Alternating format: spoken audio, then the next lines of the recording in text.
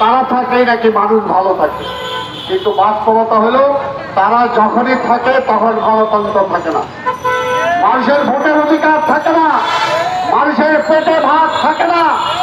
দুর্ভিক্ষ নেমে আছে, দুর্ভিক্ষ নেমে আছে, খাওয়ার জন্য আছে। আজকে রেশনিং সিস্টেম করছে এই আওয়ামী লীগের আমলেই, এর আগে হয়েছে, এখনো হয়েছে। তাই আমি আমার বক্তব্য দীর্ঘায়িত করতে চাই না। আপনাদেরকে বলতে চাই, এই লড়াই, এই সংগ্রাম শুধুমাত্র বেগম খালেদা জিয়ার একার না, তারেক রহমানের একার না, এই লড়াই আপনার আমার সবার। আজকের এই পুলিশ ভাইরা কথা না বললেও তার আত্মীয় স্বজন কিন্তু কষ্টই আছে। আজকের এই বিচারকরা কথা বলতে পারেন না, হয়তো যেহেতু প্রধান বিচারপতিরে কিভাবে ঠ্যাঙ্গায় বাইর করছে দেখছেন না, সবাই ভয় পায়, মান ইজ্জতে ভয় পায়। এই কারণে আমরা জানি অনেকে কথা বলতে পারেন না, কিন্তু তারপরও সাহস করে একবার